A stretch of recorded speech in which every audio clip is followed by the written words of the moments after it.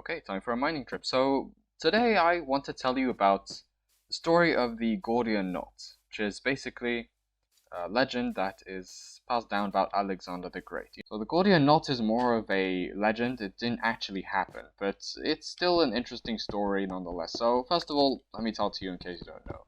So what happened is that Alexander, following one of his victories in modern day what was in Asia Minor, which is in modern day Turkey, he ended up in a small town of sorts called Gordion.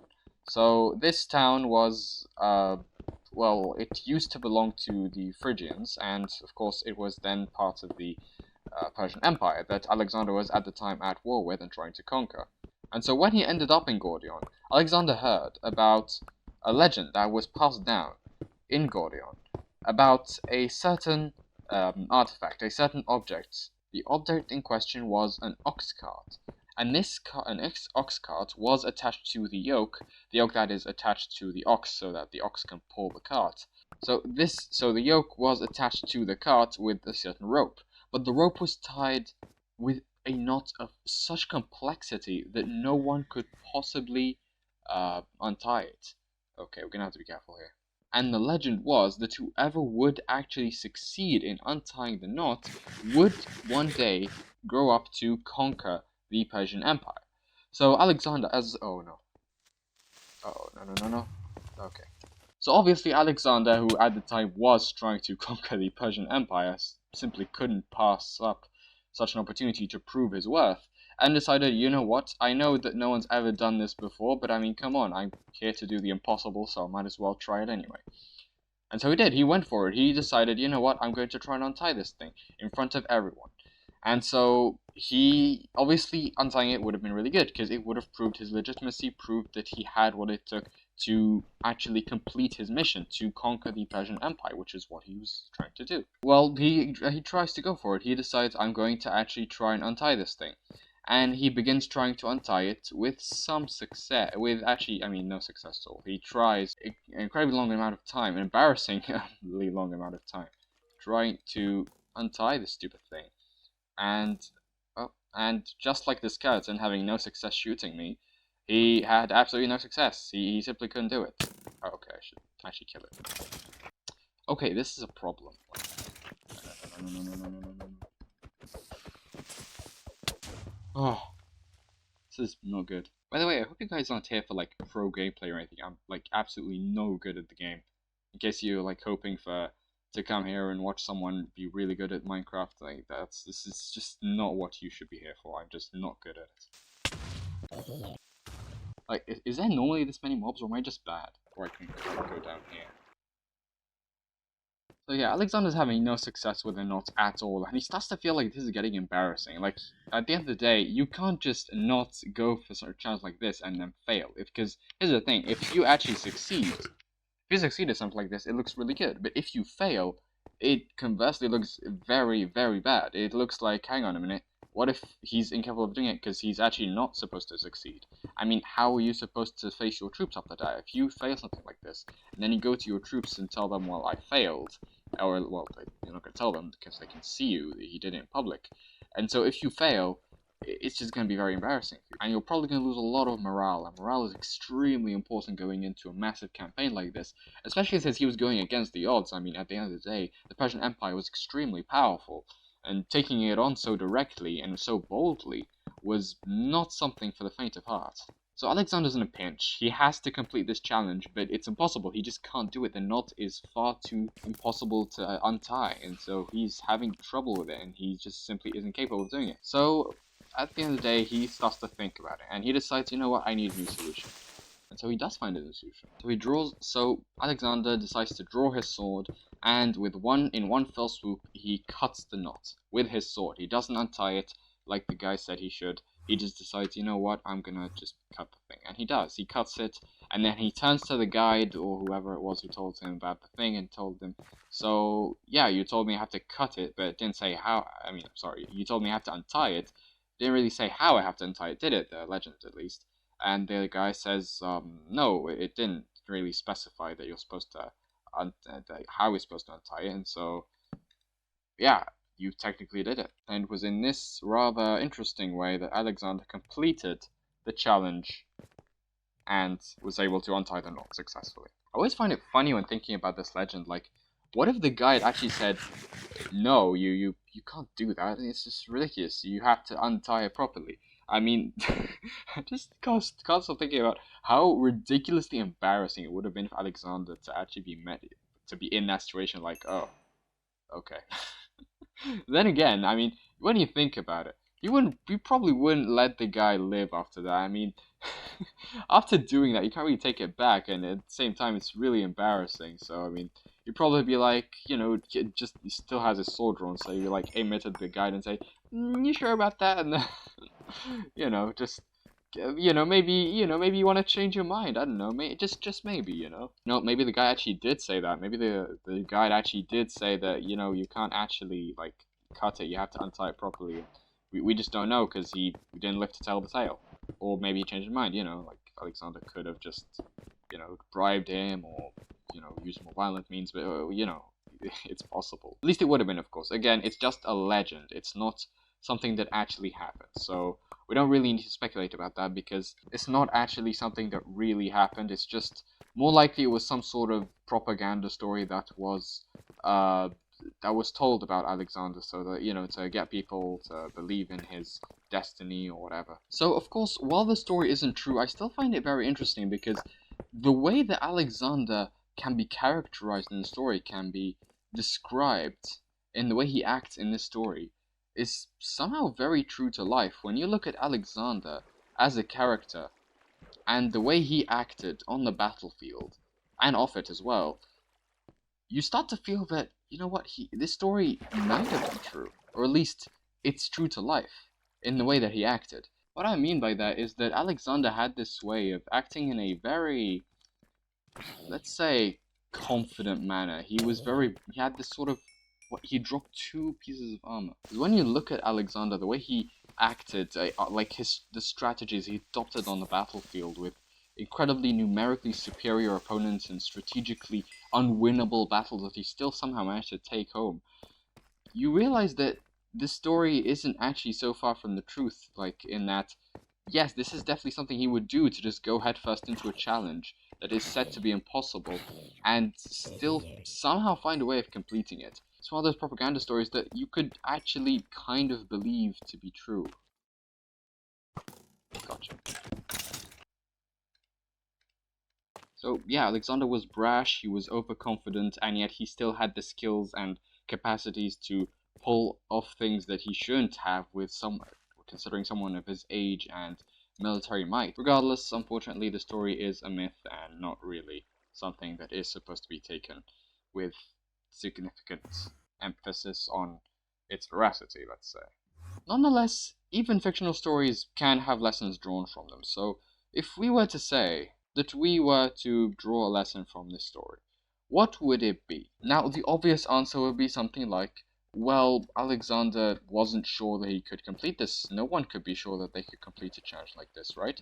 So naturally you would say that, well, what do we learn from this? We learn that no matter how impossible something may seem, if you go for it, you could succeed at the end of the day. If you don't try, you'll never succeed. You could say fortune favors the bold. Alexander went for something difficult, went for something potentially undoable, found a way to do it, and emerged victorious. Of course, that's one way to look at it, and it's the immediately apparent way of looking at it, let's say.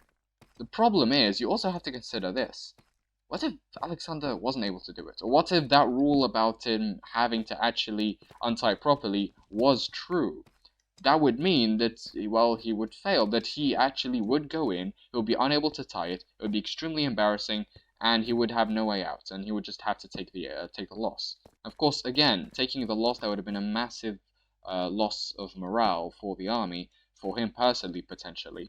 And, of course, the Macedonians, the Greeks, all the people who were with him at the time, were very superstitious people, so something like this would not have just gone unnoticed. So it means that we can't really say that from this story we should derive that fortune favors the bold. That's sort of a survivor's bias kind of argument, where we're just arguing that because we know that he succeeded, he made it, and therefore saying that you too, in that situation, when you are faced with complete uncertainty and very, very significant losses to be gained if you fail, should still go for it anyway, no matter what, and just believe that you will find a solution no matter what. That's not very good advice. Now, of course, you could actually look at it in the complete opposite way. You could look at it like this, the way at least I seem to be leading towards, which is Alexander could have gotten himself in a lot of trouble simply because he went into it without thinking. He didn't stop and think, oh, well, if I fail, it could be very, very embarrassing. And if he says that no one's ever been able to do it before, I mean, it's not really, a very good idea to just go into this without thinking. So I need to actually, maybe consult my generals first, maybe think about it a little bit, maybe take a look at the knot, or send someone to take a look at the knot for me before I go in, before I actually make an official attempt. Take a much more cautious, much more reserved approach. And we could say that in that situation, such an approach would have been better, and would have perhaps not led him to potential embarrassment if he had failed, which in that situation seemed to be something that could have happened very easily. Of course, you could say that, but you also have to think about it like this. If Alexander had adopted such a reserved approach, such a cautious approach, it might have made him look hesitant. And you can't look hesitant as a leader. If you look hesitant, then the people who are following you won't really trust you to always be ready to make a good decision. At the end of the day, as a general, as a commander, well, whatever really, you have to be able to make good decisions, and you have to be able to make them quickly, especially in very difficult and tense situations where everyone else is panicking. You have to be able to be cool and thoughtful, and also to be able to make bold decisions, especially when you're faced with such overwhelming disadvantages as the Macedonians were faced with on this campaign. And so, no doubt, such an approach would have mitigated the dangers of failure in case that Alexander had actually gone with and failed. It would have made him actually consider what he could do and how he would deal with such situations if he were to fail. Thus, the risks would have been mitigated.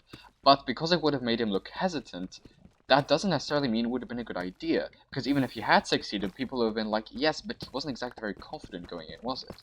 Is that really a good sign? Should we really be able to trust a leader who isn't even able to trust himself? Okay, I don't know what to do here. I mean, I don't really want to go in the water, but at the same time, there's nowhere really else to go. I think I'll just go back up and find somewhere else. So, basically, what I'm saying is, we don't really know what kind of lesson we should be learning from this. I mean, what lesson should you learn from this? The obvious lesson, which is fortune favors the bold, or the, I guess, more nuanced lesson of you have to be careful before going into uncertain situations? Because, again, Alexander could have just trusted in himself to be able to make the right decision and to be able to solve the puzzle, even if it was said to be unsolvable. And he did. He did, and he succeeded. But he could have failed. That's the thing, isn't it? It's just, you don't know, and he couldn't have known, for sure. But he chose to pretend as if he did know and succeeded. But he might not have. But what I'm really trying to get at here doesn't actually have to do with this story in particular. It has to do with this story as an example of sorts. Again, we always look at these kinds of stories and fables and whatever that they're supposed to have some kind of moral. But I hope this has shown you that the message can be nuanced. And not only nuanced, but in fact completely contradictory. You can get many different kinds of morals from the same story, just like this one. You can say, well, he was right to go in boldly because it was the right move, and it made him look so much better in front of everyone he wanted to look good in front of. But at the same time, you can say, yes, but it was a massive risk, and if it had failed, it would have been an absolute disaster. And both could be correct. In fact, both are correct. Which is why, in my opinion, you have to be very, very careful when analyzing any stories like this. Because you could easily get absolutely any result you want from any story. I'll give you another example, that of the tortoise and the hare. You know, the one where the hare races the tortoise and the tortoise wins because the hare falls asleep like very close to the finish line because he's just confident that he's gonna get there anyway, even because just because of how slow the tortoise is and how fast he is. In that story, we're always told it as an example of slow and steady wins the race. That if you go slow but you keep on going, you keep going consistently, you'll get there eventually. That's the moral that we're taught. But Alternatively, when you actually really start to think about it, it's not really the moral you're supposed to surmise from something like this, are you? It should be something closer to don't let your hubris get the better of you or else you'll be in for a very bad time. The moral shouldn't really be about the tortoise, it should be about the hare. Of course, yes, the tortoise's consistency was the reason it was able to win, but it's mostly because of the hare being completely lazy. And so the moral of the story should be closer to be something about laziness than something about, consistency. So what I mean to say is, always be careful of the conclusion that people want you to get to something. So if someone is telling you something or giving you a certain set of facts, you should definitely listen to them. At the end of the day, if the facts are true, then facts are facts, and there's no denying it. That being said, the conclusions that those facts are supposed to lead you to, now that is a different story entirely. So yeah, my takeaway for this video, if you want to take something away from here, is always be careful of the conclusions that people want you to get to, because they can essentially make the facts support any conclusion that they want. You can make the facts support any conclusion that you want, and be right. And trust me, you can get two completely contradictory conclusions and have them both be perfectly correct, perfectly logical, perfectly understandable. Okay, I'm gonna have to go back up there, unfortunately, but I'm stronger this time. I have like a shield, I have an iron sword. I'm gonna do it. And I also have a lot more iron, so you know what? I'm gonna make iron armor. This is gonna be the great finale of the video. I'm gonna get my revenge on all the mobs up there who gave me a hard time at the beginning. So yeah, that's it. That's really what I wanted to say. Be careful of the conclusions that the facts are supposed to lead you to. Always make sure that the conclusion that someone wants you to get to with the facts that they're presenting you is logical and makes sense and is not fabricated to simply reach the conclusion that they want you to reach. If you know that and you try and apply it to as many things in your life as you can, you will actually be surprised how many things you think you knew, but in fact were just assumptions that you made because someone led you to that assumption. And even though the facts could be said to support it, they don't actually support it when you really look at it. Okay, I'm ready. I have my iron sword, I have my iron armor, I'm gonna keep the gold armor, because why not? I have my shield. Time to get revenge. Also, don't ask why I'm a Steve. I have a skin, I just don't know, like, I'm offline, so it's not showing up for some reason. Right, let's go. I may not be any good at the game, but I'm not gonna lose to a bunch of mobs. Okay, I'm gonna actually go up on the water, because I can go up higher than them, so I can get a good view of where to land, before I actually land. Think strategically here. Actually, now that you think about it, this is a bit like the whole... Ow. That was an embarrassing start. I was about to say, like, how, this is kind of like me actually going with the morals that I talked about, because, I'm going for the cautious approach instead of the awesome approach where I just go in and don't care and just win. But, I guess I'm going with the more cautious approach. Alexander would not be very proud of me, but who cares, he's dead. I just have to take out the mobs now, it's a matter of pride. Hey, that's my water, you can't leave it. What the? I'm gonna go this way first, it just looks a little easier to deal with. Docile. Just hit the zombie. Wait, I'm actually just gonna watch them fight. Wait, this is really fun. I hit the other zombie! wait, this is... I can't believe this. Oh no, they caught the skeleton. That's sad. I was kind of rooting for the skeleton. He was like 2-on-1, even though he kind of technically started it because he hit them first. Awesome. I'm going to consider that this side has been cleared. Alright, your turn.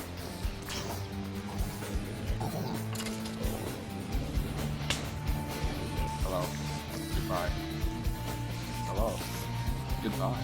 Oh, you think because you've got gold armor and there's 3 of you win? But that doesn't mean a thing in front of my, human intelligence as opposed to your kind of bad AI. Wait, can you get into it yourself? I'll be really fine. You know what? There's like a few more mobs here, but who cares? We win! We have successfully cleared and lit up the cave. There's a few ores I can mine, I'll do it at my leisure. I could literally just do this. Yes, come on, this deserves a like and a subscribe, right? I mean, I went through a whole anime arc. I had trouble at the beginning, and then I leveled up with the armor and the equipment and stuff, and then I came back, I came, I saw, and I conquered. See you next time.